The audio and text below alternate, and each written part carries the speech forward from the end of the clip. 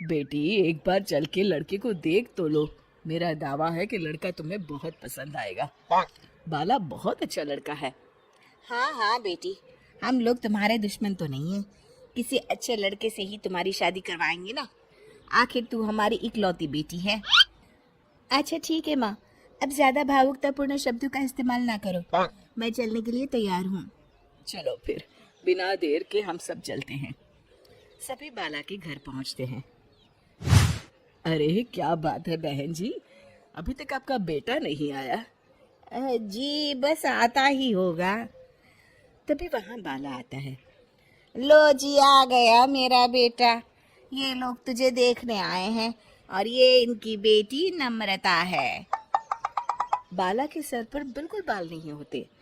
ये देख नम्रता और उसके परिवार वालों की आंखें फटी की फटी रह जाती है। ये तो टकला है।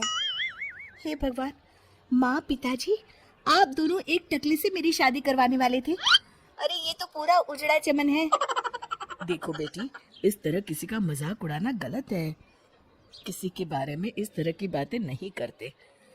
बालों का क्या है, वो तो आते जाते रहते हैं। लड़का टकला है तो क्या हुआ, इंजीनियर है, अच्छा खासा कमाता है। आप चुप रहिए जी। इसकी तरफदारी इसलिए कर रहे हैं क्योंकि आपके भी सर पर बाल नहीं है।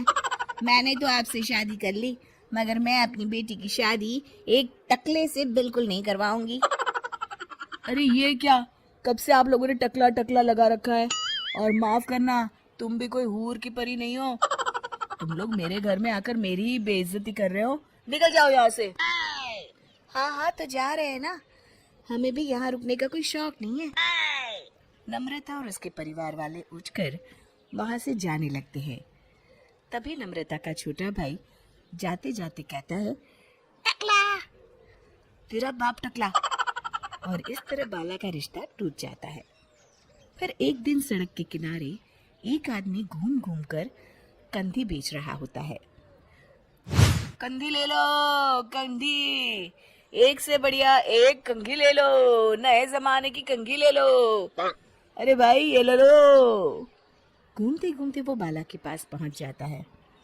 अरे भाई साहब, कंधी लोगे क्या, ये लो। तभी उसकी नजर बाला के सर के ऊपर पड़ती है। अरे माफ करना भाई साहब, आप इसे लेकर क्या करोगे, आपके सर पर तो बाल ही नहीं है। आपका तो स्टेडियम पूरा खाली है। चलता हूँ, कंधी ले लो, कंधी ले लो। कंधी वाले की बातें सुनकर बाला को बुरा लगता है। उस समय बाला को ऐसा महसूस होता है कि उसके लिए दुनिया में सबसे कीमती कोई चीज अगर है तो वो सिर्फ बाल है। बाला सड़क पर चलते हुए लोगों के बाल बड़े गौर से दिखता है। चलते चलते बाला एक मंदिर के पास पहुंच जाता है। हे भगवान, तुमने ये मेरे साथ क्या किया। थोड़े से बाल अगर मुझे दे देते तो तुम्हारा क्या चला जाता। सारी दुनिया मेरा मजाक उड़ाती है। अरे भाई, आज पहला इंसान देख रहा हूँ जो मंदिर आकर भगवान से अपने लिए बाल मांग रहा है। बेटा, भगवान ने तुम्हें सब कुछ तो दिया है, अच्छी सेहत है, अच्छी नौकरी है, लगता है तुम्हारी तबीयत ठीक नहीं है। घर जाओ, सब ठीक हो जाएगा। बाला वहां से चला जाता है। घर पहुंचकर बाला खाना खाता है और अपने कमरे में सोने के लिए चला जाता है। फिर सुबह जब बाला सोकर उठता है तो आईने के सामने अपने आप को देखकर हैरान हो जाता है। बाला के सर पर एकदम घने बाल आ जाते हैं। बाला खुशी से झूम उठता है। अरे ये तो चमत्कार हो गया, मेरे सर पर बाल आ गए। लेकिन ये हुआ कैसे। दोस्तों, अगर आप इस कहानी का दूसरा भाग देखना चाहते हैं तो हमें कमेंट करके जरूर बताएं।